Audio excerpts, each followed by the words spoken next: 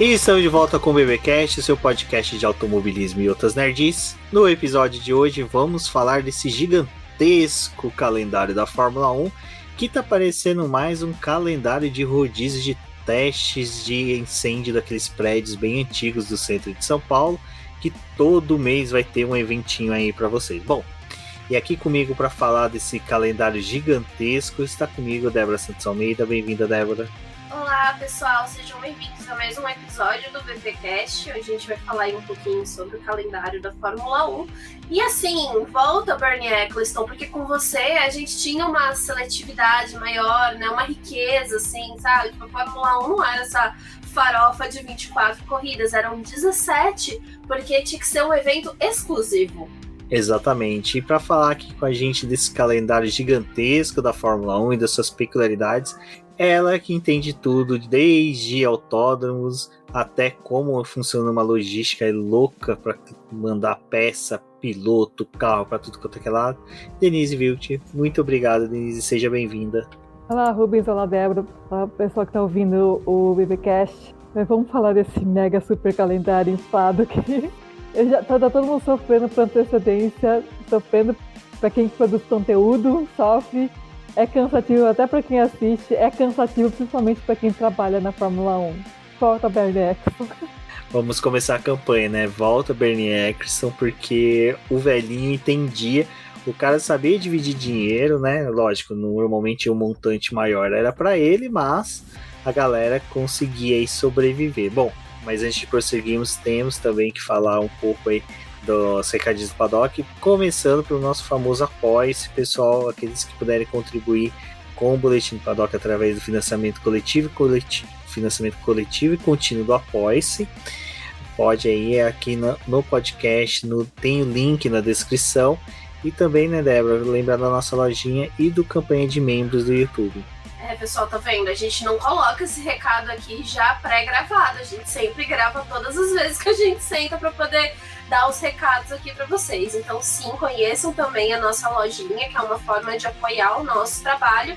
E você também pode fazer parte lá do Apoia-se pelo membros do canal lá do YouTube, que é possível ajudar a gente também com o valor lá e fazer a manutenção do BP para a gente continuar produzindo os podcasts, vídeos e também as lives, né? Todo o nosso conteúdo que tem aqui disponível para vocês.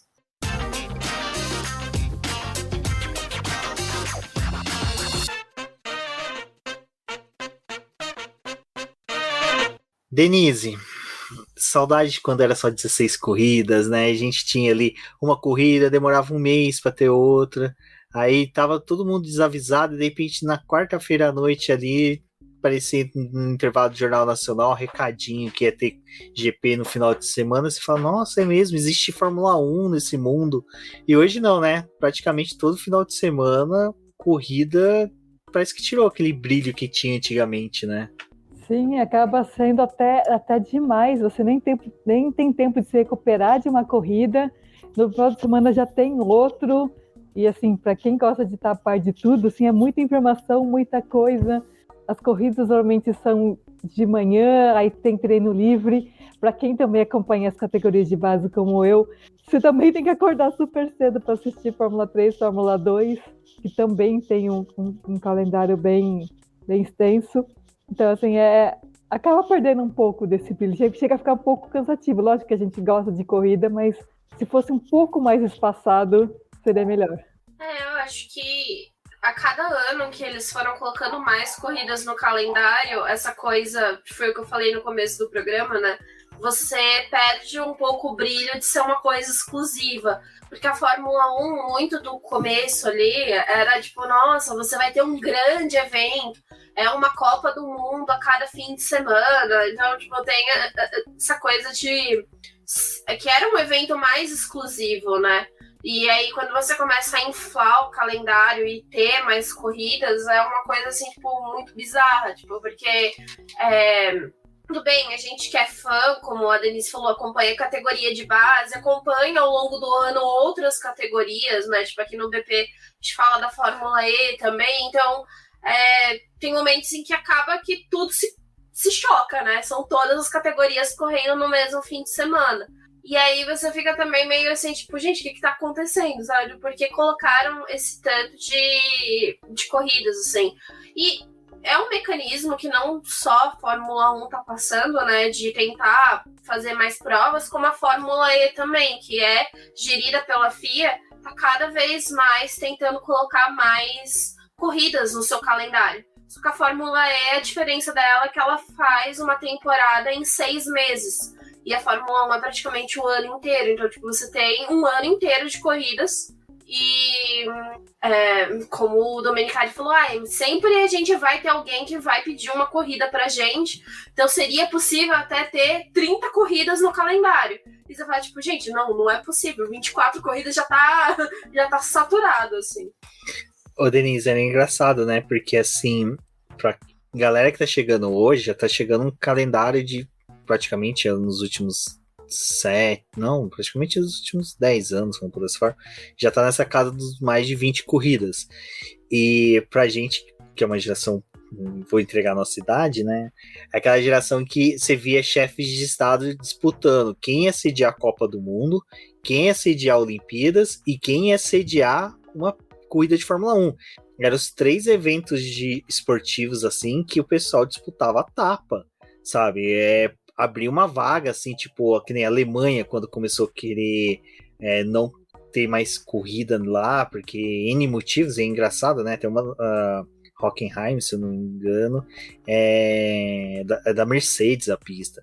Então, assim, cara, era uma disputa foice, e agora simplesmente não, simplesmente uma pista falou que não vai receber um determinado país, alguém fala assim, não vamos conseguir, tem 300 já na fila, e é suprida assim de uma forma meio chata até, porque são pistas que estão substituindo as tradicionais, que a gente gostava bastante, que nem Nürburgring. Eu e a Débora lembrando, tipo, temporada de 2020, que foi uma temporada curtíssima em decorrência do Covid, cara, a gente teve Turquia de volta, a gente teve Nürburgring de volta, que eram pistas que a gente adorava na década de 90 e que hoje simplesmente não tem mais chance contra essas pistas que são pra Sheik poder demonstrar todo o poder deles, né? Sim, acaba tirando essa exclusividade, né, de você sediar, porque todo mundo que pede parece que o americano fala, tá bom, eu aceito, vamos embora. E ele falou assim, a gente está perdendo muitas pistas tradicionais, pistas boas que tem disputa, para pistas que dão dinheiro para a Liberty e para a Fórmula 1, que são essas pistas dos Estados Unidos, as pistas que tem no Oriente Médio, que é mais para espetáculo. A Fórmula 1 virou um espetáculo. Eles só querem saber disso. Quem pode propiciar para o público o maior espetáculo leva agora o direito de ter uma corrida. A gente vê que, tipo, ano que vem vai ter 3 corridas nos Estados Unidos, né? E o mecanismo da Fórmula 1, depois que ela foi adquirida pela Liberty, foi de tentar tornar o esporte mais popular nos Estados Unidos, né? E uma das formas, além de ter a corrida em Austin, foi tentar levar mais corridas para os Estados Unidos. Óbvio, na história da Fórmula 1 a gente já teve anos em que tiveram 3 corridas nos Estados Unidos. Isso não é uma coisa extremamente nova, mas de certa forma se torna algo novo quando você está tentando popularizar o esporte, né? Então você tem essa coisa de ter mais corridas no país ali para poder divulgar a categoria. Mas tem aquela coisa, né? São circuitos que não tá voltando um circuito, tipo, não é um circuito histórico que tem nos Estados Unidos, como os pilotos já até falaram, né? Na realidade, são novas pistas. Então, a gente teve Miami esse ano, que foi avaliada e não agradou muito o público, né? Assim, só o Alonso que lembra de Miami. Só o Alonso que lembra de Miami constantemente nos vídeos da Fórmula 1. Mas aquela Marina fake, aquelas coisas para poder tentar se passar por Mônaco foi extremamente bizarro, assim, tipo, mas é o que eles querem caracterizar o evento, né? E Las Vegas, que, assim, é uma... A pista, meu Deus, né? É uma pista, assim, que A Fórmula 1, geralmente, ela é bem crítica para poder aprovar algumas pistas, né? Mas Las Vegas, Miami e Jeddah, ninguém se importa, né? Da forma como as coisas estão sendo feitas. Mas a gente vai ter uma corrida em Las Vegas, porque também é um local que esbanja dinheiro, né? Que tem toda aquela coisa de... Assim, Las Vegas, ela já tem uma história, né? Por ela em si. Então, fazer uma corrida ali é uma forma de você também, tipo, direcionar para os Estados Unidos, porque já é um lugar muito popular para quem mora em outros países, assim, tipo, tem muita gente que tem vontade de conhecer Las Vegas pelos cassinos e por essas coisas, assim, tipo, essas atrações. E vai ser mais um grande evento. Então a Fórmula 1 tá querendo promover em Las Vegas como se fosse um Super Bowl, assim, tipo, vai ter um show antes da corrida, vai ter, tipo... E vai ser sábado à noite no Brasil, por exemplo. Sábado à noite, não vai ser no domingo, como acontece. O final de semana desse GP específico muda, não vai ser como o das outras corridas. E é interessante, assim, só me estendendo, porque...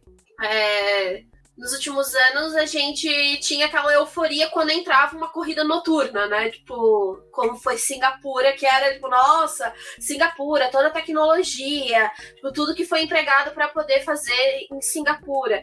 E aí, eles começaram a levar isso para outras pistas, porque se tornou possível fazer corridas noturnas. Então, Las Vegas é basicamente uma corrida em Singapura, só que é nos Estados Unidos. E, tipo, Las Vegas já passou pela Fórmula 1, né, Denise? E não foi boa. As corridas lá o pessoal já reclama que Bahrein é calor, que Singapura é calor. Gente, Las Vegas é tempo seco, calor o tempo todo, né, Denise? Então já se preparem para algumas corridas chatas pra caramba. E o meu maior medo não é, além da corrida ser chata, porque eu tenho a impressão que ela vai ser, é dessa transformação em espetáculo, mas em espetáculo para gente que tem dinheiro para pagar. Não é para o público geral que está acostumado a ir todo ano. Está virando uma coisa para rico. Inclusive, a gente estava até conversando aqui antes de começar a gravação, justamente disso. Como o preço lá fora dos ingressos está aumentando. Nós tivemos uma polêmica muito grande agora com os ingressos da Inglaterra, que, subiram muito de preço em relação ao ano passado, e gente que costumava ir há 20 anos assistir o Grande Prêmio da Inglaterra não vai mais ir ano que vem porque não tem condições de pagar. E com certeza muita gente dos Estados Unidos não vai ter condições de pagar o ingresso de Las Vegas, que já começa que você tem que pagar uma doação para conseguir fazer uma doação, para conseguir entrar na lista para você comprar o ingresso. Então, tipo, eu nem sei quanto que vai ser o preço do ingresso, mas eu tenho certeza que não vai ser acessível. E, Denise, acho que uma coisa que a gente deve ficar um pouco preocupado com isso, né? Assim, além dos ingressos estarem sendo disputados à etapa, independente da etapa, tudo bem, tem circuitos aí, depois a gente vai falar, né, como o da França, que não vendiam tantos ingressos, né? A Bélgica também começaram a cogitar não fazer corrida lá, porque o público da Holanda ia dar preferência por ir para a Holanda a ir para a Bélgica, né, assistir a corrida. Mas quando a gente vê o que está acontecendo com Silverstone, ou como foi o evento em Miami, vai ser o de Las Vegas, que já se tornou em ingressos extremamente caros, provavelmente as pistas mais históricas também vão começar a cobrar mais. Então, tipo assim, uma coisa a gente precisa pensar. A gente aqui do Brasil tem um ingresso que custa mais que um salário mínimo, praticamente. E nos últimos anos eles deram uma segurada nos preços, subiu de todos os setores, mas deram uma segurada. Mas eu acredito que nos próximos anos o negócio vai começar a ficar mais caro, porque vende. Os ingressos foram disputados à etapa, tanto que foram vendidos em menos de 1 hora. Se esgotou os ingressos dos setores principais. Depois começaram a abrir arquibancadas aqui no Brasil, né, de empresas para poder vender mais uma quantidade de ingressos. Então, esse ano a gente vai ter uma capacidade maior de pessoas no autódromo podendo acompanhar a corrida. Mas tudo isso também é refletido nos preços dos ingressos. Se tem procura, eles vão continuar aumentando os valores. E isso é o que a Denise falou. Assim, por mais que nos outros anos a gente tivesse 17, 18 corridas, ainda era possível você se planejar para ir para fora assistir uma corrida, ou mesmo fazer um planejamento para poder assistir a corrida aqui no Brasil, porque era aquela coisa da Fórmula 1 ser algo exclusivo, mas ainda acessível, de certa forma. Você conseguia, tipo, comprar ingressos de setores mais baratos.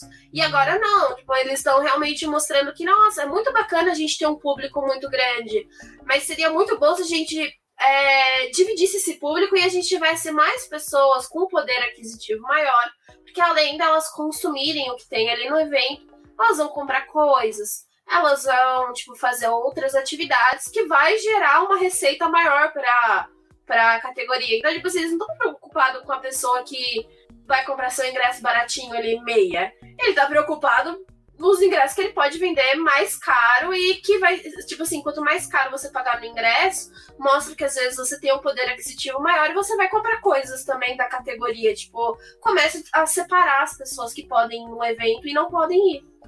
Vale lembrar, né, Débora, que até 2018 a gente comprou o ingresso 2017, na verdade, a gente comprou o ingresso na porta do setor A, tipo assim, ir lá e comprar oficial, né, em cambista, porque sobrava ingresso, mas não era porque... E tinha divulgação. Tinha divulgação, tinha tudo, mas só que o preço era bom, então assim, eu acho que realmente a Fórmula 1 tem que começar a maneirar isso, e agora, você falou até mesmo, aumentou, que nem o GP do Brasil, em 20% o número de espectadores. Fica meio estranho, né, você ter um aumento de preços, tudo, e ainda você ter um aumento de público. E você falou da França, né, o GP da França é o GP que cai fora, né, o calendário é assim, todo ano tem uma pista que sai normalmente, né, é raro você ficar com um calendário fixo por muito tempo, mas também era uma pista assim que, cara, Paul Ricard todo ano era aquela coisa, a gente já sabia que ia ser corrida chata, corrida monótona, infelizmente é uma pista que tem 83 possibilidades, salvo engano, né, Denise, em torno disso, de possibilidade de traçados. Não, muito mais. É mais? Tem mais de 200. Cara, com mais de 200 possibilidades de traçados, como é que eles conseguiram escolher o pior pra Fórmula 1, né? Isso que é impressionante. Mas cai fora. E, tipo, França é que nem os Estados Unidos, que a Débora falou. Tem pistas boas, tem excelentes pistas que dava pra suprir Paul Ricard. Que assim, também, Magny-Cours a gente fala, dá pra contar nos dedos as corridas que foram boas. Mas que nem meu sonho, circuito Bugatti, que é de Le Mans, né? Pô, seria lindo uma etapa ali da Fórmula 1, mas a gente sabe que dificilmente aconteceria. Recebe MotoGP, né? Quem sabe um dia alguém sorrir pra ela. Mas, Denise, você acha que... Fala, Dé. Não, só antes de você passar pra Denise, eu acho que o legal de comentar da saída, né? A gente teve a saída da França, que foi tanto pelo motivo de não ter muita venda de ingressos, assim, tipo, de não ser uma pista tão atrativa para as pessoas irem assistir na Europa, a dificuldade que tem para poder chegar no circuito, porque sempre tinha aquele problema de filas para poder entrar, o acesso difícil à pista, né? Então, vários jornalistas durante o evento tinham muito problema para poder chegar na corrida, principalmente no domingo, quando o público era maior. E a gente teve a saída da Rússia, que a gente está gravando numa semana em que seria o GP da Rússia, né? Mas saiu do calendário por conta da guerra com a Ucrânia e as sanções que foram impostas para o país. Então a Fórmula 1 não sabe se vai voltar tão cedo para a Rússia, mas era um evento que tinha. Em contrapartida, né, no próximo ano a gente tem o retorno do Qatar, que já foi uma pista utilizada. Essas duas adições quer dizer, essa adição do GP de Las Vegas, né, que também acaba entrando aí no calendário. E uma mudança, assim, tipo, a Bélgica conseguiu permanecer, porque teve uma negociação ali pra ela ficar. Não, eles derrubaram a casinha, cara. Derrubar a casinha e sair o GP de lá, sacanagem. Ia ser muita sacanagem. E Mônaco, né? Mônaco acho que era a pista que tava em maior dúvida, né? Achei Achei muito cínico o Domenicali falando, não, mas a gente queria, assim, né? Muito bom o Mônaco estar aqui. Mentira, porque ele tava fazendo o maior lobby pra Mônaco sair, sabe? Então, Domenicali, pare de ser falso. Mas eles não queriam, né? Porque Mônaco tem um problema na questão da transmissão, tem um problema de fechar as ruas, o trânsito de pessoas. Não é ótimo, porque eles não acham a corrida de lá tão atrativa, mas é uma pista histórica e aí resolveram renovar até 2025. Denise, França sai e Rússia também. Vai deixar zero saudades, né? E aí a gente comemora que cara, pode ser chata, pode ser horrível a corrida. Só o desafio de Mônaco, os caras passar meio milímetro do guarda-reio, forçar os caras ali ao máximo, já faz com que Mônaco seja, assim, uma paixão. Eu adoro, nunca vou falar mal. E Bélgica, diga-se de passagem, cara, não tem como. Eu acho que ainda é o último suspiro que tem daquela Fórmula 1 realmente romântica, né? A Fórmula 1, vamos por raiz dessa forma. Mônaco, eu também concordo com você, eu adoro Mônaco, porque assim, você pode perder a corrida assim, num estalar de dedos, se você piscar, se bateu no muro, já era. Tanto que os pilotos, você ganha muito prestígio ganhando a corrida de Mônaco, todo piloto que tendo currículo que venceu em Mônaco, porque é difícil. Mônaco enfrentava o problema porque ela não pagava a taxa que os circuitos pagam, e agora ela vai ter que pagar. Não pagar a taxa, mas ela vai ter que dar toda a publicidade da pista para a Fórmula 1. E ela já estava, desde o ano passado, já pagando a taxa, uma parte da taxa dos iates estacionados ali, já estava repassando para a Liberty. Então ela conseguiu se manter por causa disso, porque agora ela está dando o dinheiro que tanto que a Liberty queria. Agora, Spa ameaçar tirar Spa, eu acho assim, muita sacanagem. Que, o Rouge é a curva, acho que mais icônica de todos os circuitos da categoria. E tá no calendário até 2023. E ela entrou no calendário somente porque a África do Sul não conseguiu juntar o dinheiro suficiente para fazer a corrida em 2023, senão o Spa estaria fora. O que eu acho muito, muito injusto. O Domenicali quer colocar 50 mil corridas no calendário e não tem espaço. Então, a França também estava querendo voltar, parece que ela queria voltar revezando com algum outro circuito, no ano sim, ano não, mas seria muita sacanagem tirar Spa depois de 2023.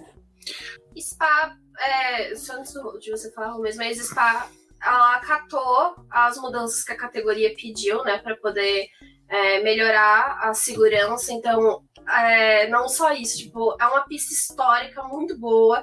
Sempre, assim, recomendo vocês lerem o texto da Denise, mas, sempre que teve alguma crise ali com questões de segurança, eles se comprometeram a mudar a pista. Então, era um circuito extremamente grande, ele foi reduzido, passou pelas mudanças que a categoria pediu, para poder se manter no calendário. E eu acho uma sacanagem tirar a Spa. Sim, todo mundo que escuta o BP há mais tempo sabe que eu sou apaixonada por Kaya Lame. Então, eu quero muito que Kaya Lame volte pra Fórmula 1. Mas não acho justo o Kaya Lame voltar e tirar Spa, sabe? Não, isso não, eu quero as duas. Dê os seus pulos para poder fazer as duas provas, entendeu? Mas gostaria que tivesse Kaya Lame, mas é meio sacanagem você tirar Spa e ter Jeddah, sabe? E ter Jeddah. Não, você ter Kaya Lame e, não ter Kaya Lame, tem Miami, que é uma pista horrível em todos os sentidos, sabe? Eu não me recordo de um momento bom naquela corrida que a gente teve, e não adianta falar, é a primeira corrida ali, não, a corrida inteirinha foi horrível. Jeddah também, cara, pista horrível. Se você pegar as regras que tem de pista, de exigência de pista, Jeddah não passava nem nem sabe, sob decreto, que, enfim, no final acaba passando na canetada, né? Mas eu acho que, cara, você voltar pro Qatar, que também é uma pista assim, pô, a corrida foi até legalzinha, porque a gente teve Alonso ali no pódio, mas não justifica, assim, são pistas que não dá, o que eu fico mais chateado com esse infrada que dá no calendário é que você traz pistas novas que zero tradição de automobilismo, nem vou colocar Fórmula 1, mas de automobilismo em si, e você começa a limar pistas que, cara, davam corridas sensacionais, que eram corridas ótimas, do tipo, cara, Nürburgring, por exemplo, as pistas alemãs, por exemplo, mereciam estar no calendário, mesmo que fosse revezamento, um ano Nürburgring, outro Hockenheim, que eram pistas assim que tinham corridas espetaculares. Eu acho que a Fórmula 1 poderia começar, sabe, pô, é que, assim, a gente fala isso com a nossa cabeça de fã apaixonado, né, Denise? Mas só que a cabeça hoje do pessoal da Liberty não funciona desse jeito. Tem o lance deles querer tornar a Fórmula 1 mais norte-americana, ter mais presença nos Estados Unidos, e vale lembrar que Emirados Árabes, Catar, Dubai, Bahrein são países que, assim, tem um grande investimento de capital americano, são estados que praticamente surgiram por causa de influência dos Estados Unidos, então, historicamente, praticamente é presença americana dentro da Fórmula 1 por meio desses países, né? Sim, você falou tudo. Meu, você fecha a temporada em Abu Dhabi, que é mais anticlímax que fechar a temporada em Abu Dhabi, quando a gente podia terminar em Interlagos. Nossa, saudades de terminar aqui. Mas e mesmo durante a pandemia, a gente tem várias pistas, tipo Portimão, que entrou no calendário e foi boa a Turquia.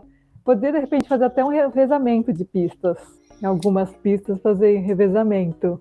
Seria podia uma maneira legal. voltar, tipo, que nem era, né, Débora? GP da Europa. Depois o GP da Europa fixo com revezamento. Tipo, um ano faz Nürburgring, outro Hockenheim, Turquia, Portimão. Pô, dá uma variedade e é legal. Dá aquela quebra também, porque daí os caras não têm dados da pista com o carro, não tem informações, é uma pista diferente. E, tipo, na década de 90, quando tinha isso, era quando surgia lá, tipo, uma Jordan ganhava uma corrida, tipo, uma Minardi fazer um brilhareco ali num treino livre, que hoje você não vê. Você só vê o Latifi num dia de corrida com chuva, né? Quer dizer, num treino livre com chuva, queimando toda a sorte dele, fazendo um TL1. Que depois a gente vai falar sobre isso. Mas dava, né, pra fazer umas brincadeiras dessas. O Domenicali, acho que a única coisa que ele acertou aí, talvez, foi pensar que nos próximos anos vai ser necessário fazer um sistema de revezamento com algumas pistas, porque é a única forma de você manter alguns países ainda recebendo a categoria e atingir novamente um número maior de fãs, se você conseguir, ano após ano, colocar algumas outras pistas no calendário, né? Então, como a Denise tinha falado, a França, ela tá meio que concordando em aceitar que vai ser necessário fazer isso para que ela tenha outras corridas sendo disputadas por lá. E como mencionou, né, o GP da Europa foi muito utilizado para poder trazer novas pistas para o calendário, né? Então, a primeira corrida no Azerbaijão foi um GP da Europa, que era uma corrida experimental para poder mostrar ali para o público a pista, apresentar. E como ninguém ia saber ainda o que era o Azerbaijão, optaram por colocar como o GP da Europa. E esse título honorífico é legal para você trazer outras corridas, né? E diferenciar ali do qual é a proposta daquela corrida. Só que a gente tem muita pista boa, né? Então acho que esse GP da Europa aí vai ser um pouco complicado fazer um bom revezamento, porque a gente tá falando ano após ano, né? Tipo, aí um ano faz na França e no outro faz na Alemanha. Mas, se a gente for parar pra poder pensar, ainda tem Portugal, tem Turquia, que você poderia ir fazendo esse revezamento. Então, o revezamento, às vezes, tipo, não vai te garantir que a cada um ano, intercalando, a gente vai ter sempre um GP da França ou sempre um GP da Alemanha. pode ser que talvez demorem, sei lá, 3 anos para você ter uma corrida naquela pista por causa do sistema de revezamento. Então é algo que ainda não ficou muito claro, né, do que eles querem fazer, mas vamos ver aí quais poderiam ser as pistas que vão entrar nesse sistema e também quem é que vai aceitar pagar as taxas exorbitantes que a Fórmula 1 cobra para poder ter a corrida e como seria essa coisa para você se garantir no calendário, né, mesmo em um sistema de revezamento. Esse sistema de revezamento também é uma coisa complicada, né? Porque que nem com a entrada do GP da Holanda, matou o GP da Bélgica, porque os holandeses não estão mais indo para a Bélgica. E Europa, a gente tem que lembrar, né? Que também ele é tipo um território brasileiro, sabe? Em questão de extensão. Então, às vezes, o cara que, pô, eu já vou no GP da Itália, pra que eu vou? Tipo, eu sou alemão, não vou querer ir pro GP daqui, ou eu já vou pro GP daqui, pra que eu vou na da Itália? Então é uma dor de cabeça que eles têm. E dor de cabeça que eles criaram, né, Débora? 2 rodadas triplas, né? Pra quê, gente? Pra quê? A Débora me mandou o link de uma matéria muito boa que saiu do Motorsport, falando com uma entrevista com um mecânico em que ele fala, olha, saúde mental hoje é só para os pilotos, porque para nós não tem isso. E é bem uma coisa para se pensar, porque principalmente com o Drive to Survive, que criou uma dimensão onde que você vê como é o final de semana da Fórmula 1. Bom, a gente vê como é o final de semana dos pilotos e chefes de equipe, porque o mecânico mesmo, o próprio coitado ali, que é o cara que monta o paddock, monta os boxes, monta tudo, toda a estrutura, começa na quarta-feira de manhã e termina na segunda-feira à tarde, muitas vezes, ou até no domingo de madrugada, domingo para segunda, porque o pessoal trabalha. O piloto de Fórmula 1 não, o piloto de Fórmula 1, até de outras categorias, eu e a Débora já fomos em fazer cobertura de outras categorias, sabe? Terminou a corrida, o piloto é o primeiro a ir embora, porque ele não tem mais nada o que fazer, ele já pegou o troféu dele e vai embora, não fica ali. Enquanto que o resto da equipe fica lá para desmontar, para levar tudo para o aeroporto, fazer checklist de se não tá esquecendo nada. Então fica sobrecarregado. Então uma rodada tripla já é algo pesado, 2 rodadas triplas já é muito mais pesado, e aí a gente ainda tem os casos de rodadas duplas em que você tá aqui, tipo, na América do Sul, você tem que ir pro Oriente Médio, na Ásia, e no outro final de semana você tá lá na América do Norte fazendo uma corrida em que os pilotos bonitões vão de primeira classe, o resto vai de econômica, com o pessoal debruçando em cima. E cara, é bem complicado mesmo essas rodadas duplas e triplas aí. Triplas normalmente eles respeitam até mesmo o mesmo continente, né? Às vezes até tendo um pulinho ali no outro, mas rodadas duplas não querem nem saber. O pessoal cruza o Atlântico bonito e às vezes até cruzando mais de um continente.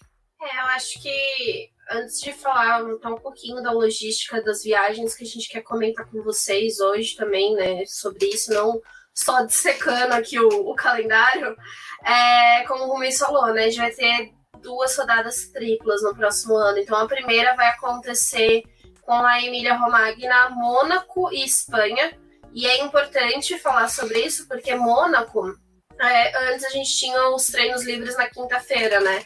E aí a Fórmula 1 falou, não, a gente não quer mais os treinos livres em Mônaco na quinta. Dane-se que as pessoas têm que transitar na cidade. Vai ser sexta, sábado e domingo, porque a nossa intenção é que quando tiver uma corrida em Mônaco, a gente tenha uma possibilidade maior de não precisar fazer um intervalo até Mônaco, né? Então, estamos aí numa rodada tripla ano que vem com o Mônaco no meio, né?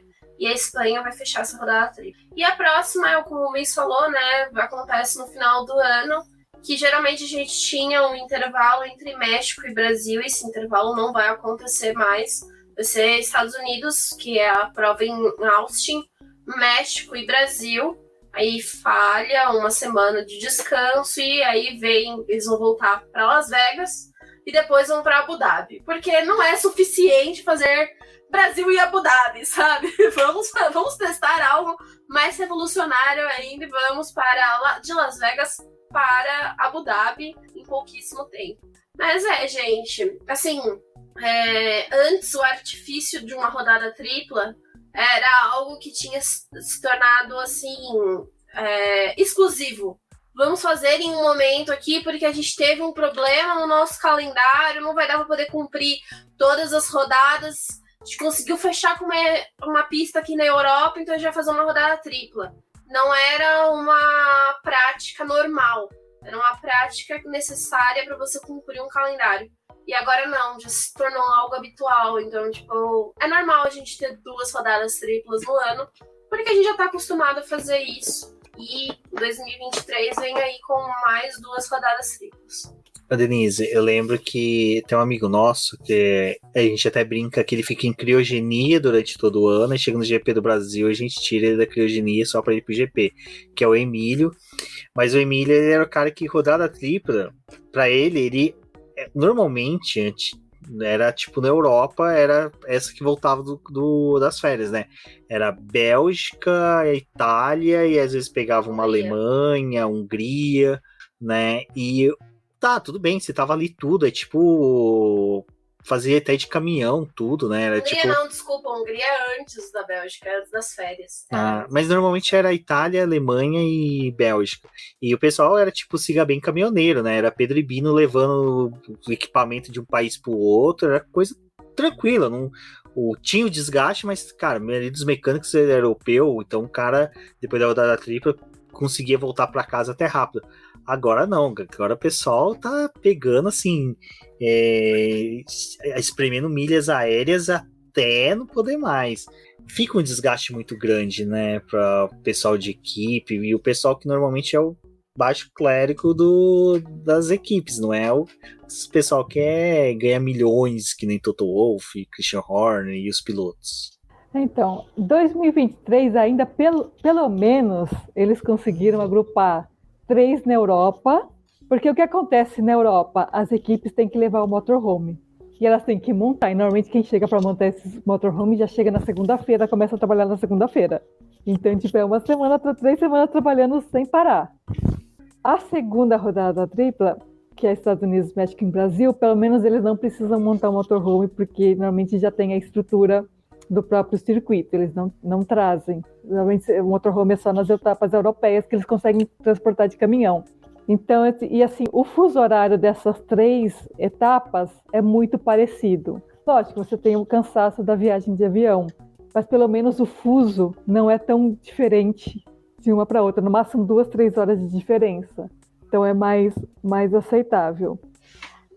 Tem um problema muito grande, não só pelas rodadas triplas, mas pelo todo esse calendário que está falando até dos mecânicos e como que eles vão sofrer mais.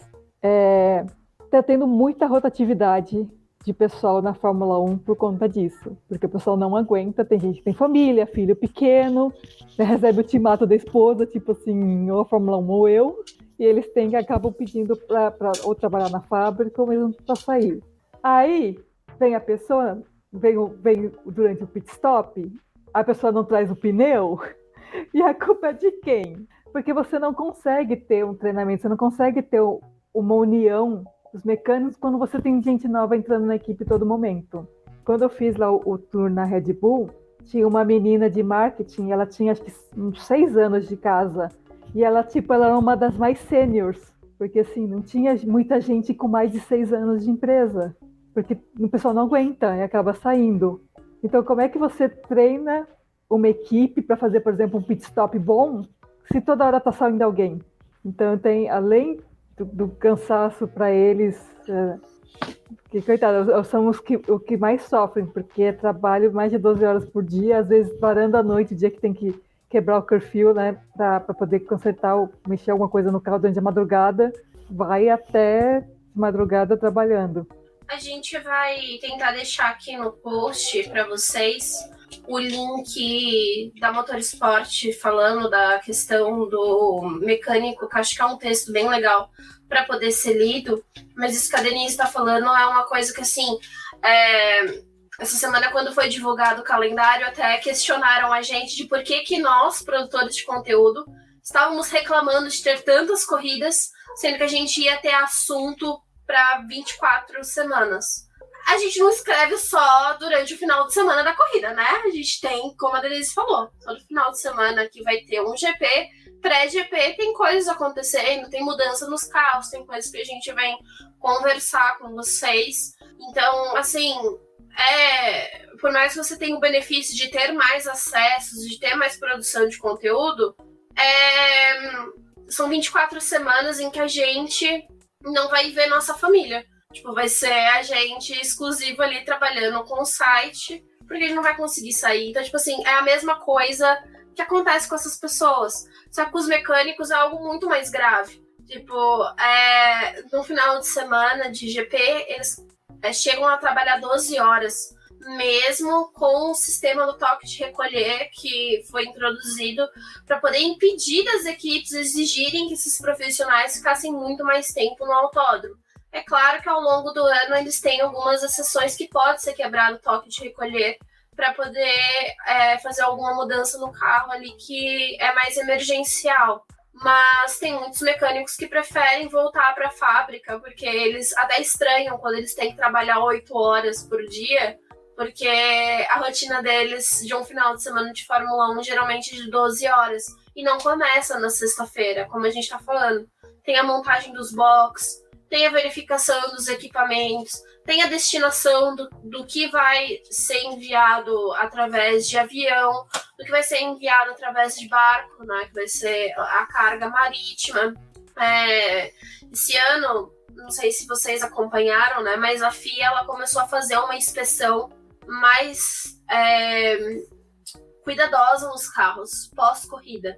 Então, pós-corrida, eles selecionam alguns carros ali para poder fazer uma verificação mais minuciosa. Então, eles pegam a lista de quais componentes que o carro tem e levam esse carro para uma verificação e vão ali dando check. Tipo, tá certo isso daqui, tá certo isso daqui. Tem que ter o chefe dos mecânicos ali, uma pessoa que fique disponível para poder acompanhar esse carro se a FIA tiver alguma dúvida ali do equipamento que foi listado e eles não estão identificando no carro.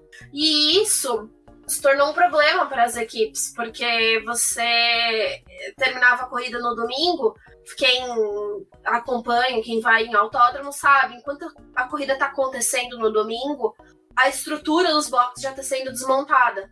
Então, tipo, muita coisa ali eles já estão desmontando. Aquela equipe que abandonou é a primeira que vai querer sair do autódromo, porque ela já está começando esse processo de desmontar. E essa questão do carro começou a se tornar um desafio para as equipes, porque eles têm horário para poder entregar aquela carga que vai ter que ir embora, ainda mais quando é uma rodada tripla, uma rodada dupla. Então você tem que, tipo, eliminar aquela carga porque ela já tem que estar no outro dia, no outro país, entendeu? E isso se tornou um desafio para os mecânicos, porque eles ficam naquela tensão, tipo, cara, a gente tem que desmontar o carro porque o carro tem que entrar na carga. E a FIA tá ali analisando, sabe, o carro. Então, assim, quando a gente fala da questão da saúde mental, do esforço, para e pensa, às vezes você que tá aí escutando o podcast, fica até mais tarde no seu trabalho, leva trabalho para casa, mas você tá na sua casa. Tipo, às vezes você tem um amparo ali de alguém que te prepara uma comida, que te faz alguma coisa, que te auxilia. Os mecânicos não, eles estão vivendo num negócio competitivo ali. Então, às vezes, tipo, o piloto bateu o carro, eles não têm almoço. Eles não vão ter os 30 minutos de almoço deles ali. Porque eles têm que arrumar o carro porque vai ter uma classificação daqui a pouco. Ou mesmo nos treinos livres, é necessário que o carro esteja em pista para que você colete os dados. Então, o fim de semana com uma rodada tripla, ou mesmo com rodadas duplas, é extremamente estressante, porque você não consegue fugir daquele ambiente competitivo. E é isso que a matéria do Motor Esporte aborda muito bem, né? Ela fala também da questão dos mecânicos, desse revezamento,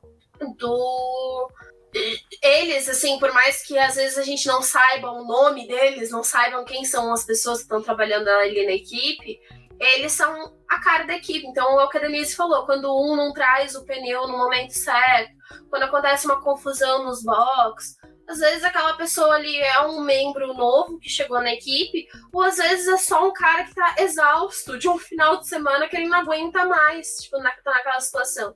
E é incrível, sim, a gente ter várias corridas, é muito legal, mas para essas pessoas a gente tem que pensar também, tipo, é um desafio. E aí, quando a gente tem chefes de equipe falando, mas se você não aguenta, você não deveria estar aqui, olha o que você tá passando por essas pessoas, sabe? Tipo, você tem que ser forte ao extremo. Mas a gente sabe que o chefe de equipe, que o piloto, ele não tem a mesma vida que o mecânico.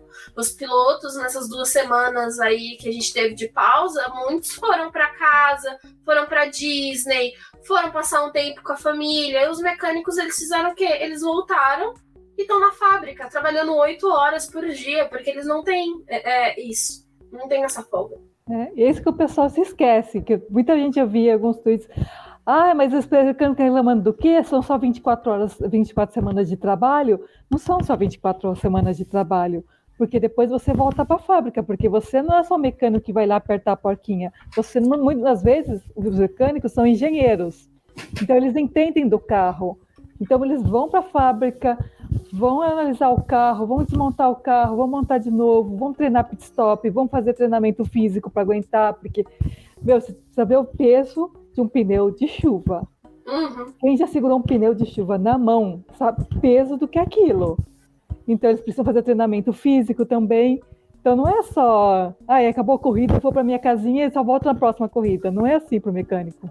Não é. E eu até vi um pessoal nos comentários do post falando, mas eles não. Os mecânicos não se envolvem com a questão do carro. Até parece.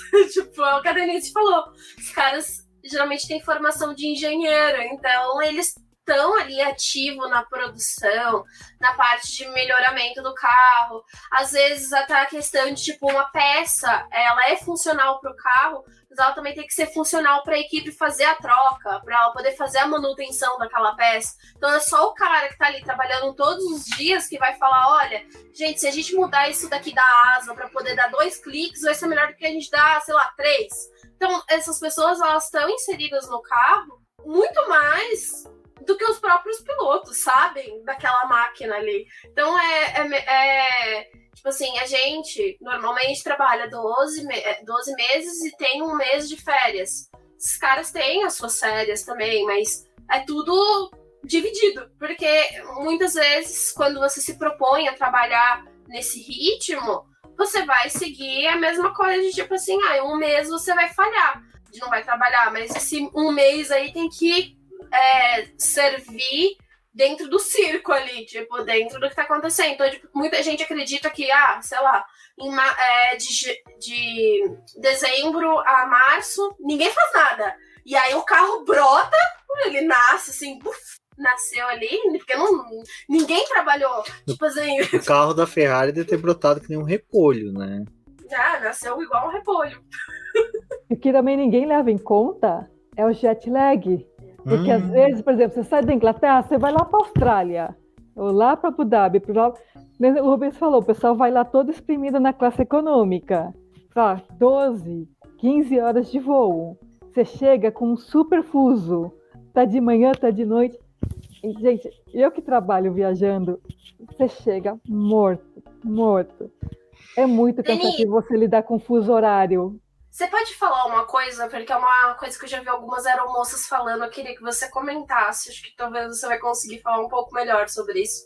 Mas quando você trabalha pegando muitos voos, tem um impacto direto no corpo, né? Na questão dos órgãos, da pressurização, da despressurização que tem. E esses caras fazem voos sempre. Então, tipo, você pode falar um pouquinho disso também, do impacto que isso tem no corpo? Sim, a gente sofre com radiação, uma pressurização, a gente chega inchado, a gente tem a questão do jet lag. Por exemplo, eu passei nesse último voo acordando 2 da manhã e eu tô há 4 dias tentando me adaptar a não acordar do meio da madrugada e falhando miseravelmente.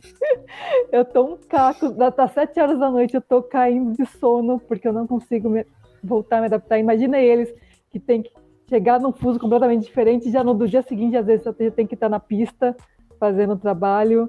É bem complicado quando você vive no avião. E, às vezes, nesse translado, né, de um país para o outro, você perde 4 horas, né, ao invés de ganhar horas.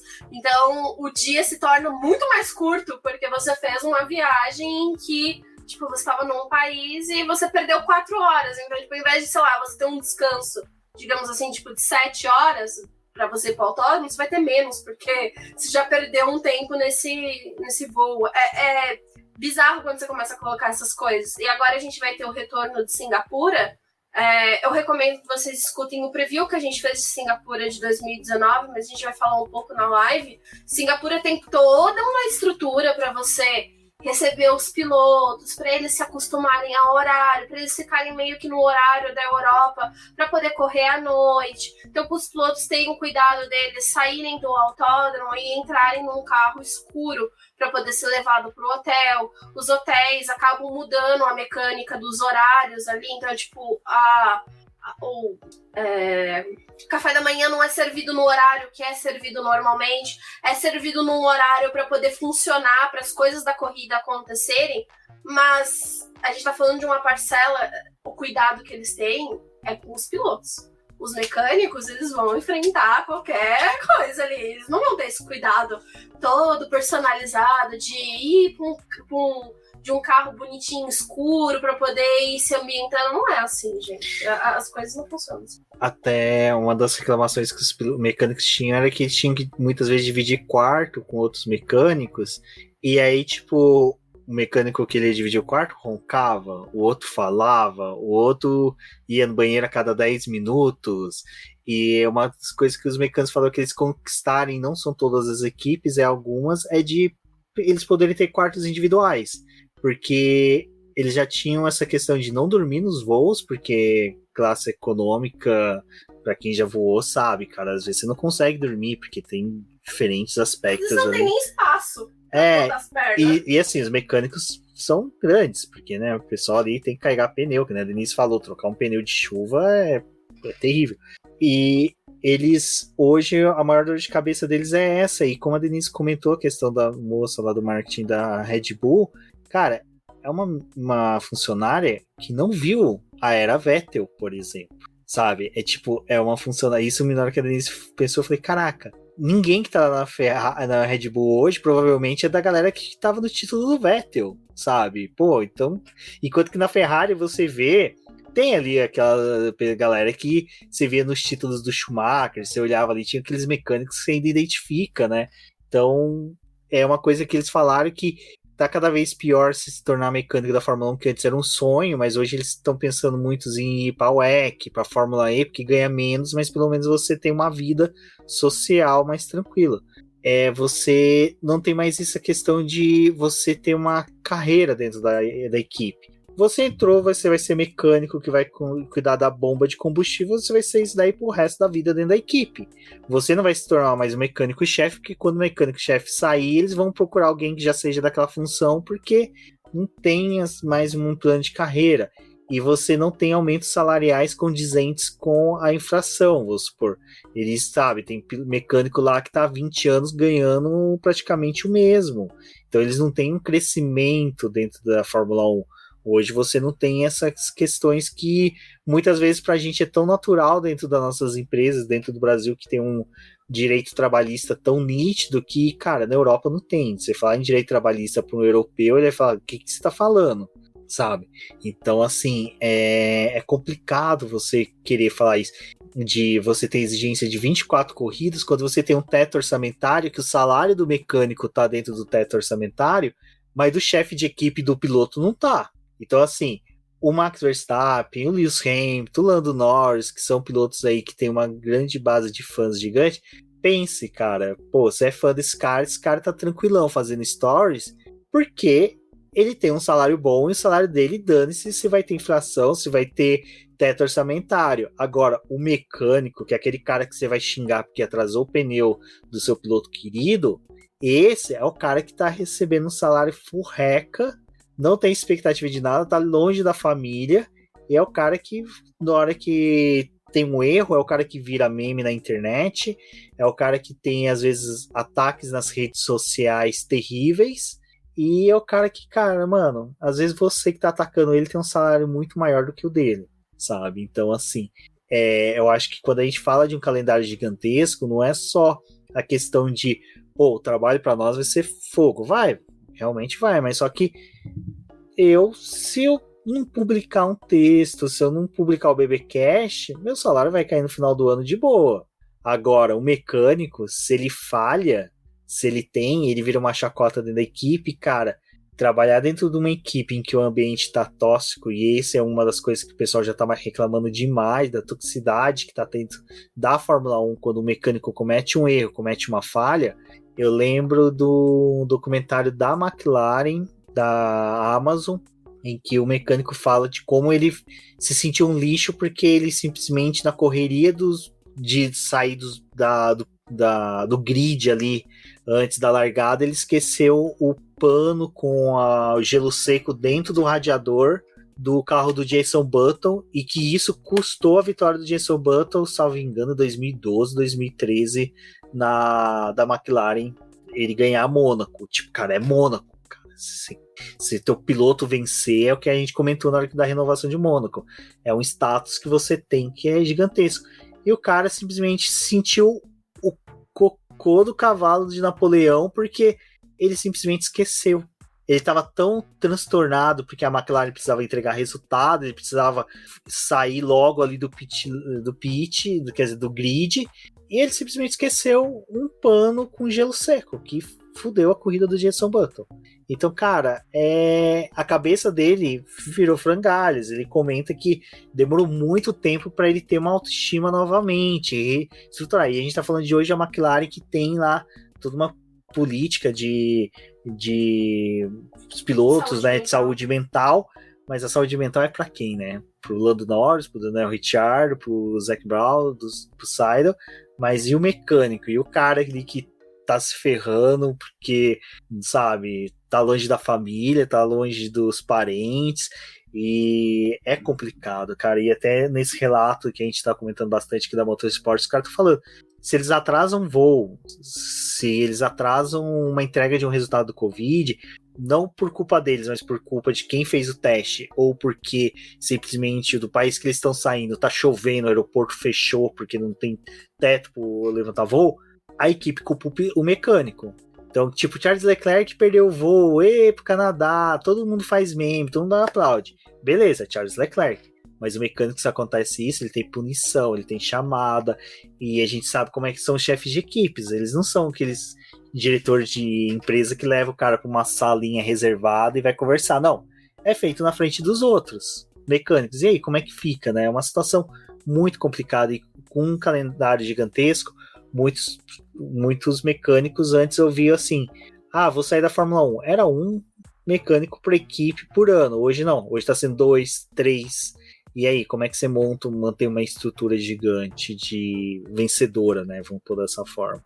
Então a Fórmula 1 está cada vez mais caminhando para uma categoria que diz uma coisa e faz totalmente outra. Vamos pensar na saúde mental dos pilotos. Vamos ter carbono, vamos neutralizar a emissão de carbono. Mas você tem 3, 4 cargueiros gigantes cruzando os céus, levando cargas, consumindo querosene adoidado, e você não vai conseguir neutralizar carbono, você não vai conseguir fazer uma Fórmula 1 mais verde desse jeito. E agora, até para falar da logística, né, Denise, você que como trabalha com essa parte de aviação, você sabe, choveu, teve uma mudança que seja de temperatura, qualquer coisa que muda a rota de avião, faz com que, sabe, voos sejam cancelados, carga tem toda uma dor de cabeça até muito maior que de passageiro, né, para ser despachada. Então, quando a gente coloca assim um volume muito grande de viagens, cara, a gente tá falando agora de mecânico tudo, mas tem o despacho dos equipamentos, né?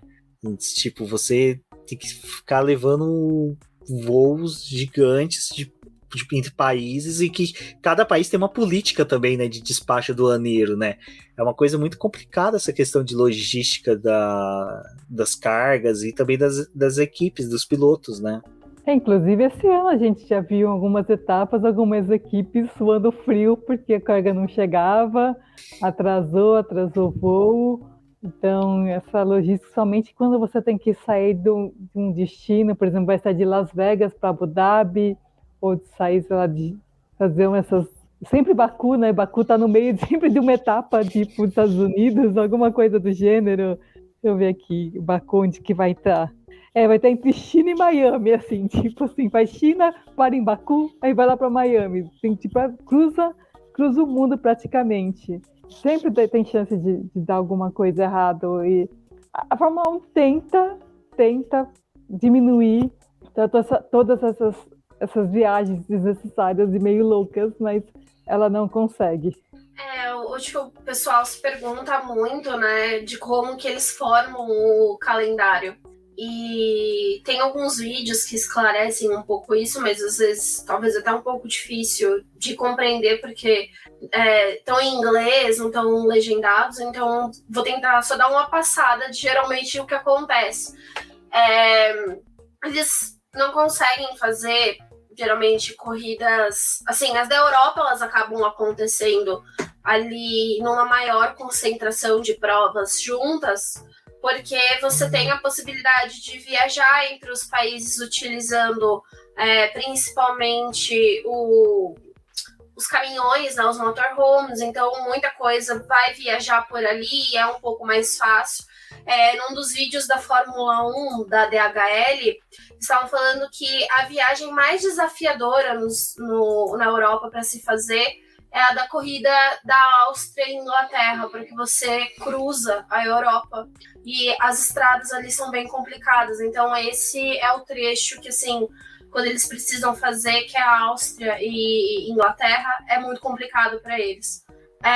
Mas geralmente a organização do calendário acontece de uma forma em que você tenta evitar as chuvas ou tenta evitar situações climáticas que vai gerar um cancelamento de uma etapa. Então, porque Canadá acontece no começo do ano e não junto com as etapas de México, Estados Unidos, como é Austin, Brasil? Porque geralmente já tá frio no Canadá e seria inviável você fazer uma corrida no frio que é o Canadá, onde está localizada a pista. E isso acaba se repetindo para outras corridas no calendário, né? O Brasil, quem viu calendários antigos, via que a gente recebia geralmente a primeira etapa do ano ou a segunda. Só que acontecia em março, e o Brasil é conhecido, né, pelas famosas chuvas de março, né, que acabam levando o verão embora. Então, ó a musiquinha aí, ó, pra vocês. O Brasil também foi retirado um pouco da abertura do campeonato pela questão do dinheiro, mas também por esse impacto que tinha das chuvas de março, que poderiam atrapalhar a realização do evento. Então foi levado para novembro. Em novembro, quem é de São Paulo sabe que tem hora que tá um calor do inferno e tem hora que tá uma chuva torrencial. Mas é melhor você fazer isso porque você tem também a possibilidade de ter um fim de semana mais dinâmico aqui no Brasil, né? E a Bélgica mudou também, já era um estudo que eles estavam fazendo, então retiraram ela da volta das férias em agosto e levaram para julho, mas no off que a gente estava conversando, talvez pode não ter sido uma boa ideia, porque esse ano choveu maravilhosamente bem em julho na Bélgica, né? Mas essas trocas de continente, essas trocas de países, geralmente acontece para você evitar algumas situações climáticas e para você também não abarrotar o público, porque não teria como você fazer as 3 etapas dos Estados Unidos juntas sem perder público. Então eles tentaram distribuir um pouco, né? Miami é no começo do ano, as outras 2 etapas vão ficar no segundo semestre, com um intervalo bem pequeno entre Austin e Las Vegas, mas ainda assim você consegue ter um público que vai comprar os ingressos, que vai querer ir. Às vezes o cara que foi no evento de Miami vai tentar ir no de Las Vegas, porque tem um gap maior aí durante esse ano para você se organizar e ir. Então é por isso que eles não fazem todas as corridas dos Estados Unidos também no mesmo mês. Porque não seria viável para poder conseguir arrancar o dinheiro do público, entendeu? Pensando justamente nisso. E é dessa forma que é formado o calendário da Fórmula 1. Então eles tentam respeitar a questão do continente ali da Europa, fazer as corridas europeias, mas aí foge para o Canadá, tem aquela pausa bizarra que vai para o Canadá, para poder pegar o melhor momento do Canadá. E de todas essas corridas, a que eles falavam que era mais difícil de fazer era do Japão, porque não tem muito como mudar a data do Japão, tem que ser nessa data mesmo aí, que já vem sendo realizado, mas tem o problema dos tufões, essa época é a pior época que tem no Japão, então mesmo nessa semana que a gente tá se aproximando, né, do GP do Japão, tá tendo tufão lá, e aí o pessoal tá vindo também colocando em dúvida se essa etapa vai conseguir seguir, a gente já teve algumas corridas bem complicadas no Japão por passagem de tufão. Eu lembro. Pode falar, Denise. Não, pode falar do Japão, eu ia falar da coisa da China depois. Não, do Japão eu só ia falar que realmente é engraçado que muda ano, sai ano quando o Japão tá, né? Porque teve aí a parada do Covid, sempre é fixo. E é engraçado que eles falam, a gente pega e coloca essa data pra evitar tufão, mas tem tufão. Sabe, tipo, tem tufão. Se não tem tufão, tem Godzilla. Então, assim, alguma coisa acontece no Japão. E então, é isso que eu ia comentar. Eu acho engraçado que eles falam, não, a gente faz isso pra evitar. Tipo que nem GP do Brasil.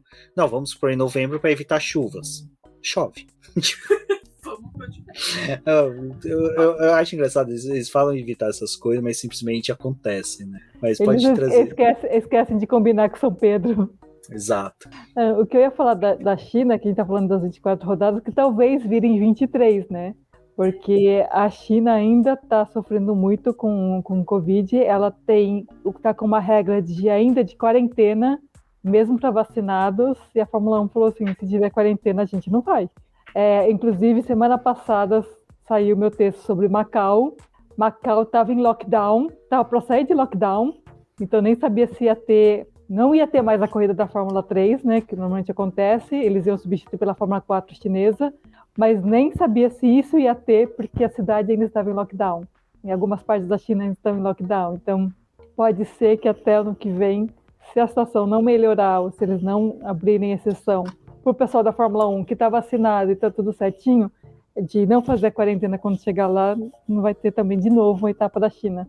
E a etapa da China talvez pode ser substituída por Kyalami, se der. Se não der, vão ser 23 etapas. Mas a China e a Austrália, né, acho que foram os maiores desafios depois da pandemia, de você conseguir furar essa questão do...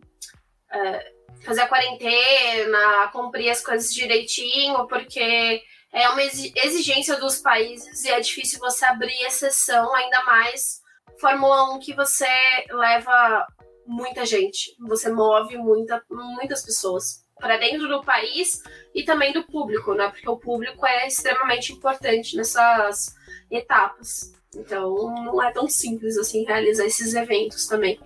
As corridas de rua também, nesses últimos anos com a pandemia, foi um desafio, porque você não tinha como fechar uma cidade, impedir que pessoas que poderiam estar doentes não tivesse a prestação de socorro. Então, em 2020 a gente viu, né, a mecânica de utilizar os mesmos circuitos para poder fazer 2 etapas, para você tentar fazer as coisas num ambiente mais controlado do que fazer nas corridas de rua que movem muito mais coisa. Não, e a gente falou de tudo isso, 24 corridas no calendário, rodadas triplas, e a gente ainda não entrou nas doideiras do Dominicali, né? Porque até agora o Bonito não nos falou quando vai ter sprint. E nem quantas vão ser, né? Porque é aquela... Não, ao menos 3. Mas assim, né? Vai que... né, na festa aí de final de ano, os caras ficam doidões, me mete 6 sprint e mantendo de São Paulo eu fico feliz, que de o resto, mas não foi falado ainda de sprint, quais pistas vão receber. Meu medo é me enfiar uma sprint aí em uma dessas pistas bosta, desculpa o termo que eu vou usar, porque sprint ficou decidido, cara, só funciona em São Paulo. De resto, nenhuma outra mostrou válida. E a gente tem também, né, Débora, os treinos de pré-temporada que é Bahrein. E depois começa a temporada onde? Bahrein. Ou seja, não vai ter graça. Vou falar antes de macetar a Domenicali com as sprint, né? Porque assim, as equipes também tentaram forçar, né? Era pra poder ser 8 sprints. Porque 24 corridas só não é o bastante. A gente pode ter 8 sprints, né? As equipes falaram, ei, meu querido, nem 6. No máximo 3 pro próximo ano, porque o desafio com os motores, com a questão de logística já tá difícil, então provavelmente vamos ter 3 sprints no próximo ano. E... Ai, gente, né? Não tá fácil. E o que era o outro, Rubens? Além das sprints, os treinos, né? Bahrein, né? Os treinos. Gente, os treinos de pré-temporada esse ano vão ser... Esse ano, 2023, vão ser uma bela porcaria, né? Porque tiraram de Barcelona, porque também tem o problema com o frio, tem neve, às vezes é ruim para poder testar lá, então tem esse desafio de fazer os testes em Barcelona. Mas eles resolveram mudar para o Bahrein, porque o Bahrein paga para poder ter os testes de pré-temporada, mas para poder tentar aliviar os voos das equipes, vai acontecer uma semana antes da primeira corrida. O que, na minha concepção, não serve de absolutamente nada você ter uma pré-temporada com uma semana antes dos carros começarem, né, a temporada realmente, para poder valer, porque você vai fazer os testes e você só vai conseguir introduzir novas peças quando, assim, na minha concepção, né, na Europa, quando você voltar para a Europa e você estiver perto das suas fábricas, e conseguir trazer as peças ali. O que aconteceria... esperar. Só acontece, né, no GP do Azerbaijão, assim, porque a gente vai ter Bahrein, Arábia Saudita, Austrália, que são corridas completamente fora, China. Aí Azerbaijão, que é um pouco mais fácil de você levar algumas peças. Depois Miami, que você vai, tipo, para um outro lugar. E aí... Pronto, galera, a gente vai para uma rodada tripla que começa na Itália, né? E aí é quando você poderia introduzir peças, mas você vai estar no meio de uma rodada tripla. Mônaco não ajuda, não é o melhor lugar para você levar peças novas. Então imagina a cabeça dessas equipes ano que vem, para poder introduzir peça e melhorar esse carro, se você não vai ter nem tempo suficiente para poder fazer grandes modificações. Ô Denise, então... É um calendário que favorece carro bem nascido, né? Que desenvolver depois dificilmente vai ser possível. Bom, já começa pelo teto orçamentário, que aí já limita também o que você pode ou não trabalhar no carro, porque, como eu estava contando, por exemplo, eles têm impressoras 3D que eles fazem tipo pecinhas pequenas, uma mini maquete do carro para poder fazer o teste. E isso é fiscalizado pela FIA hoje por causa do teto orçamentário. Então, cada maquetezinha que você faz entra do teto. Então, o carro tem que sair de primeira, porque não tem muito orçamento para você ficar toda hora produzindo uma peça para testar num túnel de vento. E até porque também, dependendo da posição da equipe que ela terminar, ela vai ter menos tempo de túnel de vento. E aí você tem uma semana entre os testes de pré-temporada e a corrida, o máximo que você consegue fazer é se desesperar, porque você não vai conseguir fazer nada. Até você consegue, de repente, mandar uma peça para cá, mas assim, você tem que ter a solução na tua cabeça na hora, mandar fazer uma peça e trazer correndo de avião para estrear, porque senão não tem como. Ou você trazer, 2 soluções de asa, eu vou testar as 2 e ver o que dá mais certo. Aí as equipes vão ter que brincar aí com o teto e ver o que elas têm dinheiro para fazer. E esse é um dos motivos para que a gente está vendo a Mercedes falar que talvez ela não tire. Foi. A Mercedes ela tá pensando em talvez não tirar o Zero Pod, que foi uma dificuldade que eles tiveram nesse ano, por causa de não ter tempo, provavelmente, para poder avaliar as peças para um novo conceito de carro. Então, se você mudar também muito drasticamente seu conceito de carro para o próximo ano, como a gente está falando para vocês aqui, vai ser muito difícil de você avaliar o carro. E a pista do Bahrein não é a mais ideal para você fazer a avaliação de um carro.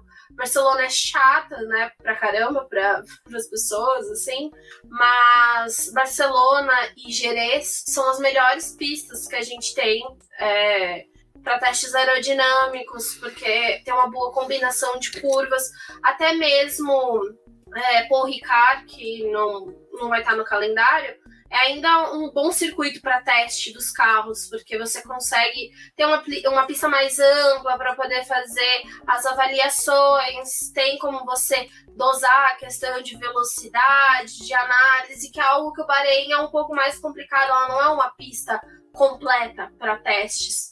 E isso vai dificultar esse começo de ano das equipes, porque você tem circuitos de rua, né, com características bem peculiares. O início do calendário sempre foi um desafio para a Fórmula 1, porque você tem pistas extremamente diferentes, mas talvez ano que vem vai ser um pouco mais complicado, assim, tipo, como a Denise falou, trazer novas peças para o carro, para poder fazer esses testes. Às vezes você vai colocar um carro na pista ali e você vai ter que contar com ter uma solução que surja rápido para você gerar essa peça e levar numa próxima etapa. E o que acaba dificultando porque em circuitos de rua, os times evitam de levar muitas peças novas, porque se você bate o carro, às vezes você perde aquela peça ali e você só vai conseguir produzir ela para as próximas 3, 4 corridas. Então nem compensa introduzir nesse tipo de circuito.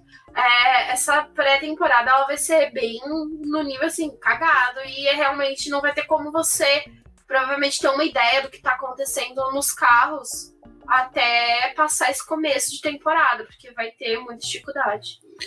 E tirando que pré-temporada no Bahrein, a gente já sabe, né? A possibilidade de não ter transmissão dos treinos é grande. Então, vamos ficar com relatos do Twitter. Realmente vai ter, né? Porque o Bahrein ela quer pagar para poder ter o direito de transmissão, né? Então, também é uma das coisas... Não, mas esse ano, quando teve teste lá, não teve transmissão, né? Do Bahrein teve, não teve de Barcelona. Ah, foi de Barcelona? Ah, então esquece o que eu falei, gente. Mas sabe quem não esquece das coisas? Domenicali, né, Denise? Que até a Débora colocou aqui na pauta e a Denise ficou assim, meu Deus, o que essas loucuras que o Domenicali quer fazer? Quer dar pontuação em teste, sabe? Em treino livre. Aonde já se viu, Denise, pontuar quem faz volta mais rápida? Acho que é a única forma que eles têm para dar ponto pro Latifi, né? Porque Domenicali eu acho que tá bebendo muito, muito vinho lá na Itália. Gente, de onde ele tirou essa ideia maluca de ponto treino livre? Quer dar ponto a rodo? Dá para quem faz a pole, que nem em todas as outras categorias. Assim, na Indy, na Fórmula 2, na Fórmula 3, dá um pontinho para quem faz a pole. Agora, treino livre tem... Por quê? Para estimular as equipes irem para a pista para o público. Porque muita gente reclama que treino livre é chato, que nada acontece. Por que não? As equipes têm que testar. É para isso que serve, é para treinar, para testar. Não é para sair correndo feito uns loucos tentando marcar a volta mais rápida. Não, e tirando, né, Débora, que se você for dar ponto para quem faz volta mais rápido em treino livre, vai dar ponto para quem é o melhor carro, a melhor equipe. Então, nesse ano seria Verstappen, no máximo Leclerc, num bilhareco de Sainz, só. Então, assim, você não ia ter um Russell conseguindo, você não ia ter um Lando Norris conseguindo, porque, cara, chegando ali, faltando 10 minutos não, 5 minutos para acabar os treinos livres, coloca o pneu macio no carro do Verstappen, manda e dá uma volta voadora, acabou.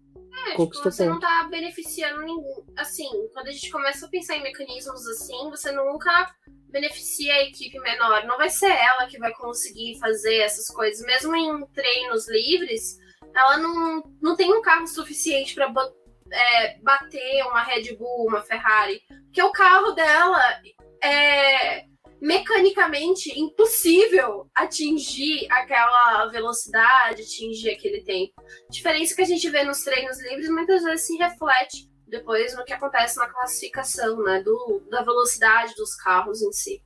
Então, não beneficia ninguém nesse sentido. É uma das coisas que abordaram lá no grupo do BP, né, da possibilidade de a gente ter campeonatos sendo decididos por pontos em treino livre, o que seria ridículo. A sprint já foi um negócio bizarro no primeiro ano que testaram, valendo algum ponto, porque a gente teve um campeonato muito apertado, poderia ter sido decidido numa sprint, né? Pelo menos o Bottas fez o papel dele de conseguir os resultados melhores lá.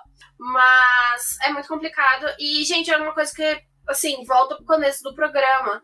Você, quando coloca uma carga adicional nos treinos livres, em que não apenas é um teste, mas vale pontos, para os mecânicos é muito mais complicado, porque se aquele carro tem um problema e ele poderia ter uma meia hora ali em que ele ia dar uma atenção maior para poder verificar o carro, para poder fazer análise, trocar as peças, ele vai ter que fazer isso em menos tempo, porque tem que devolver o carro para a pista com a possibilidade daquele piloto tentar buscar uma volta rápida, buscar alguma coisa que vai trazer pontos para a equipe. Então você estressa muito mais o final de semana, aquela sessão ali que é para os caras avaliarem o carro, não acontece. E vale lembrar que a Fórmula 1 não tem mais testes como tinha antigamente, então você podia botar os carros na pista e fazer avaliações ao longo do ano. Hoje não, você tem o teste de pré-temporada e às vezes algumas equipes fazem o shakedown no começo da temporada, né, que é fazer aquele dia de filmagem, mas com velocidade controlada, com tudo sendo monitorado pela FIA, porque você não pode realmente fazer testes. E os testes da Pirelli, que acabam acontecendo depois de alguma etapa, que também é um nível de estresse bem complicado, né? E você acaba também prejudicando a análise dos pneus, se a evolução deles está sendo correta. Tem a possibilidade da Pirelli não permanecer na categoria. Então, se a gente tiver a introdução de uma nova marca de pneus, ela dependeria muito da questão dos testes. Se a gente não tem, começa a limitar os treinos livres, fica muito mais complicado de você ter um desenvolvimento de um pneu adequado para os carros. E Denise, para finalizar, imagina esse ano, que já tem chance de em Singapura terminar o campeonato, com pontuação em treinos livres, Verstappen provavelmente já teria sido campeão na rodada passada, e se não tivesse sido campeão em casa, né? Então é uma doideira, não é uma coisa assim que não tem como se... Eu fico imaginando a pessoa que deu essa ideia na sala de reunião da FIA. Tipo, que se a gente desse ponto para treino livre, tipo, ninguém chegou, amigo, cala a boca. Então, eu não gosto desse negócio de tudo tem que ser transformado em espetáculo e o fã tem que ficar entretido todo o tempo. Não faça isso. Eu já não gosto do sprint, ele não vai dar ponto, não. Pro ponto pessoal do treino livre, não quero. Exato. Pessoal, acho que a gente conseguiu falar bastante aqui do calendário. É lógico, teria muito mais pontos para se falar, mas é que realmente foi um pedido até do Rafael lá, do grupo de apoiadores do BP, falou, cara, comentem sobre o calendário aí, porque vai ser interessante. E na hora que ele falou, eu falei, pô, Débora, a melhor pessoa para conversar com a gente sobre isso é a Denise, que tem um vasto conhecimento aí e pôde auxiliar a gente bastante. Por isso, muito obrigado, Denise. E, pessoal, comentem aí, falem com a gente o que vocês acharam do calendário. 24 corridas é bom, é ruim? Tá chegando no bendito número de 25 corridas que tanto Domenicali queria, que eu acho que vai ser difícil fazer, mas não dá para duvidar muito deles. Débora, agradecer mais uma vez aí por você ter participado, gravado com a gente. E, Denise, muito obrigado pela sua presença. Uma honra tê-la aqui novamente. E pode falar aí, pessoal, onde você pode ser encontrado na internet e dê seu recadinho. Bom, obrigada, Rubens e Débora, por me receber aqui. E obrigada a todo mundo que ouviu. Você pode me encontrar no Twitter e no Instagram como Denise Vilch. E também os meus textos, tem uma coluna sobre circuitos, que sai toda quinta-feira, e você pode encontrar o link lá para os meus textos ali no Boletim do Paddock. Obrigada, Denise, por ter gravado com a gente hoje. Pessoal, a gente tentou passar para vocês aqui as dificuldades que é de ter um calendário grande. A gente quis conversar um pouco com vocês. Então, comentem com a gente também o que vocês acharam. Como vocês estão vendo esses 24 corridas ano que vem. Vão assistir as 24 corridas? Vão realmente assistir todas? Eu vi um pessoal falando que não, que vai assistir só as tops, que as ruinzinhas vai deixar pra lá. Vamos ver aí, hein, seus cabeças de gasolina que vocês vão fazer ano que vem. E é isso, pessoal. Obrigado por escutar e apoiar o BP e até uma próxima. Até uma próxima, pessoal.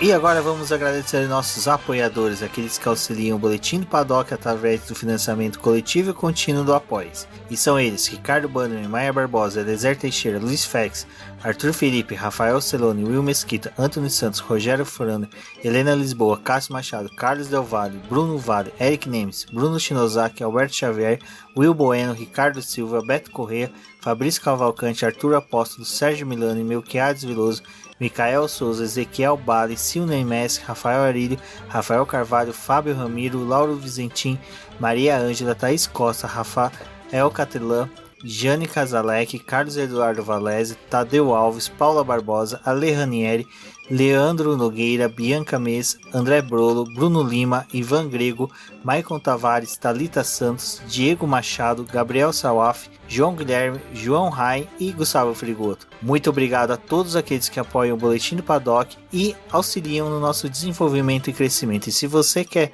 apoiar também o Boletim do Paddock, entre em contato com a gente através dos nossos perfis oficiais ou acesse o link apoia-se.com/Boletim do Paddock e lá você terá as opções de apoio ao Boletim do Paddock. Um forte abraço e obrigado. Isso é tudo, pessoal.